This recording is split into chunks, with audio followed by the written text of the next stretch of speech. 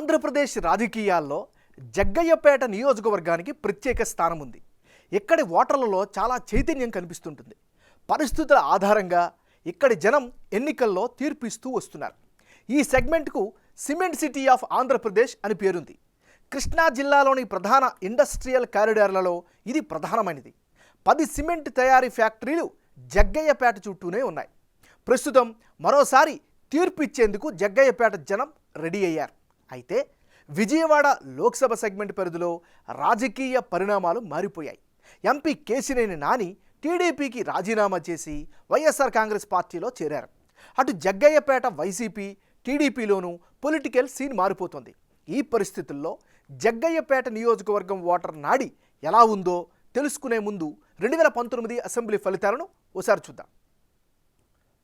2019 ఎన్నికల్లో Telugu Desam party YCP మధ్య ద్విముఖ పోరు నడిచింది. ఇప్పుడు అదే సీన్ రిపీట్ అవుతుంది. 2019లో వైసీపీ అభ్యర్థిగా పోటీ చేసిన సామినేని ఉదయభాను 50% ఓట్లు సాధించి గెలిచారు. అదే సమయంలో తెలుగుదేశం పార్టీ అభ్యర్థిగా పోటీ చేసిన శ్రీరామ్ రాజగోపాల్ 47% ఓట్లు సాధించారు. ఇతరులకు 3% ఓట్లు వచ్చాయి. 2009, 2014 ఎన్నికల్లో ఓడిన సానుభూతి ఉదయభానుకు పనిచేసింది.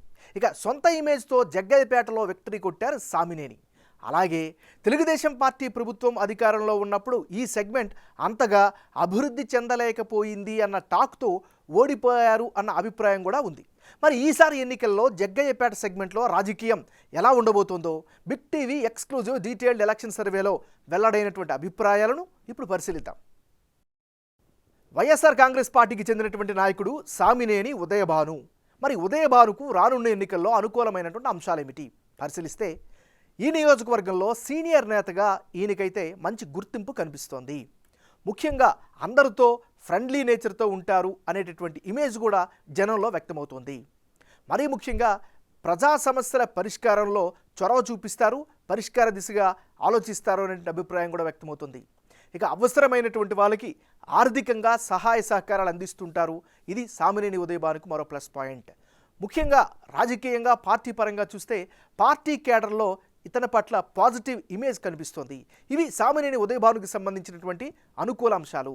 మరి ఈయనకి సంబంధించిన మైనస్ పాయింట్స్ ఏంటి పరిశీలిస్తే వర్షాకాలంలో మున్నేరు లింగాల బ్రిడ్జు ఓవర్ఫ్లో అవుతుండడం ప్రధాన సమస్యగా ఉంది. మరోవైపు టిడ్కో ఇళ్లను లబ్ధిదారులకు అందించకపోవడం కూడా మరో మైనస్గా చెప్పుకోవచ్చు. జగ్గయ్యపేట ఆటోనగర్ పరిధిలో కెమికల్ పొల్యూషన్ రోజు రోజుకి పెరుగుతుంది. దానికి నియంత్రణ చర్యలు తీసుకోవడంలో వైఫల్యం కనిపిస్తోంది. ఇక పెనుగంచి ప్రోలులో సరైన రోడ్లు లేకపోవడంతో స్థానికంగా ఇతని పట్ల వ్యతిరేకత వ్యక్తమవుతుంది. ఇది ఈయనకి సంబంధించినటువంటి ప్లస్లు మైనస్లు. వైఎస్ఆర్ కాంగ్రెస్ పార్టీకి చెందినటువంటి నాయకురాలు వాసిరెడ్డి పద్మ. వాసిరెడ్డి పద్మకు రానున్న ఎన్నికల్లో ఈ నియోజకవర్గ పరంగా అనుకూల అంశాలేమిటి? జగ్గయ్యపేటతో ఎక్కువ అనుబంధం, స్థానికుల్లో మంచి పేరు ఈమె పట్ల కనిపిస్తుంది. ముఖ్యంగా కులాల వారీగా కనుక చూస్తే కమ్మ, ఎస్సీ సామాజిక వర్గాల ఓట్లపై ఈమె ఎక్కువగా ఆశలు పెట్టుకునే పరిస్థితి కనిపిస్తుంది. టిక్కెట్ కనుక ఈమెకు వస్తే జగ్గయ్యపేటలో తొలి మహిళా అభ్యర్థిగా చరిత్ర సృష్టించే అవకాశం కూడా కనిపిస్తుంది. జగ్గయ్యపేటలో పురుషుల కంటే స్త్రీల ఓట్లు ఎక్కువగా ఉండడం వాసిరెడ్డి పద్మకు కలిసి వచ్చే మరో ఫ్యాక్టర్గా చెప్పుకోవచ్చు. ఇది ఈమెకి సంబంధించినటువంటి అనుకూల అంశాలు. మరి వాసిరెడ్డి పద్మకు మైనస్ పాయింట్స్ ఏంటి పరిశీలిస్తే ఆర్థికంగా బలంగా ఉంటేనే ఈ నియోజకవర్గంలో ప్రత్యర్థికి పోటీ ఇచ్చే పరిస్థితులు అయితే కనిపిస్తున్నాయి. సెగ్మెంట్లో పార్టీ కేడర్ లీడర్షిప్కి మధ్య చాలా గ్యాప్ కనిపిస్తుంది. ఇదో మైనస్ ఫ్యాక్టర్గా చెప్పుకోవచ్చు. పోటీ చేస్తే సొంత పార్టీ కేడర్ ఎంతవరకు సపోర్ట్ ఇస్తారు అనేటటువంటి అనుమానం సర్వత్రా వినిపిస్తోంది. మరోవైపు జగ్గయ్యపేట నియోజకవర్గానికి నాన్ లోకల్ కావడం కూడా మరో బలమైన మైనస్. ఇది ఈమెకి సంబంధించినటువంటి ప్లస్లు మైనస్లు. తెలుగుదేశం పార్టీకి చెందినటువంటి నాయకుడు శ్రీరామ్ రాజగోపాల్. మరి శ్రీరామ్ రాజగోపాల్ తాతయ్యగా పిలుచుకునే ఈయనకి ఉండేటటువంటి అనుకూల అంశాలు ఏమిటి? గత ఎన్నికల్లో ఓడిపోయినటువంటి సానుభూతి ఖచ్చితంగా కలిసి వచ్చే ఫ్యాక్టర్.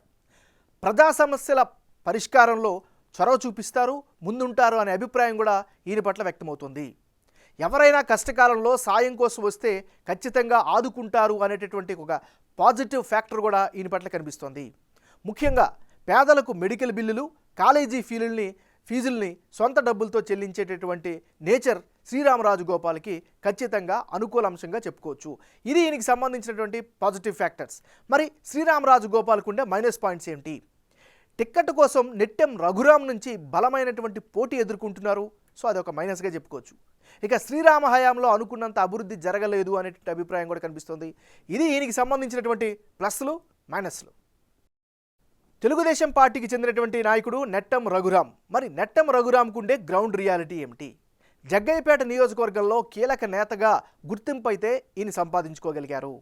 ముఖ్యంగా కమ్మ సామాజిక వర్గం నేత కావడం లోకల్గా ఈక్వేషన్స్కి అనుకూలమయ్యే అవకాశం కనిపిస్తోంది.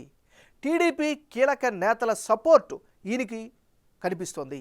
ఇది ఈయనకి సంబంధించినటువంటి గ్రౌండ్ రియాలిటీ.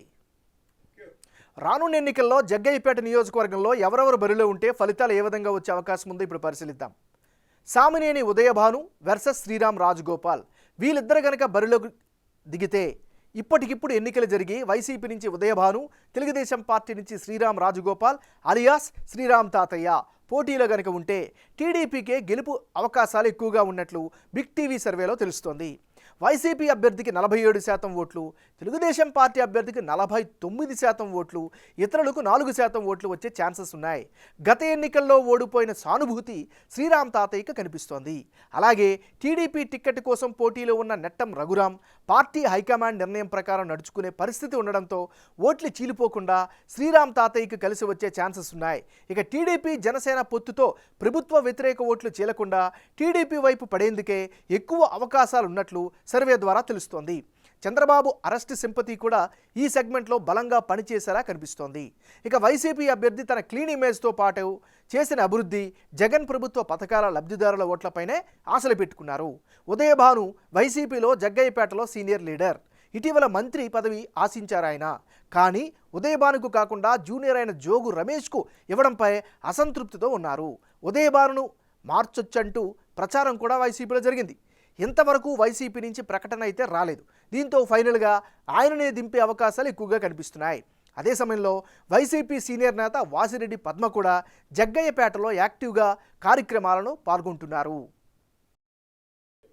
ఇక మరో సీనియర్ ఏరియాలో వైసీపీ నుంచి ఉదయభాను, టీడీపీ నుంచి నెట్టెం రఘురామ్ టిక్కెట్ దక్కించుకుని పోటీలో కనుక ఉంటే వైసీపీకి గెలుపు అవకాశాలు ఎక్కువగా కనిపిస్తున్నట్లు బిగ్ టీవీ సర్వేలో తెలుస్తోంది. వైసీపీ అభ్యర్థికి 47%, తెలుగుదేశం పార్టీకి చెందినటువంటి నాయకుడు నెట్టెం రఘురామ్కు 46% ఓట్లు, ఇతరులకు 7% ఓట్లు వచ్చే ఛాన్సెస్ ఉన్నాయి. అయితే ఇక్కడ టీడీపీ అభ్యర్థి నెట్టెం రఘురామ్ వెనకబడడానికి కారణం శ్రీరామ్ రాజగోపాల్ టిక్కెట్ దక్కకపోతే సపోర్ట్ ఇవ్వడం కష్టమేనని అంటున్నారు. అదే సమయంలో శ్రీరామ్కు నెట్టెం రఘురామ్ టిక్కెట్ రాకపోయినా మద్దతు ఇవ్వడానికి సిద్ధంగా ఉన్నారు. జగ్గయ్యపేట తెలుగుదేశం పార్టీలో ఇదో కీలక అంశంగా కనిపిస్తోంది.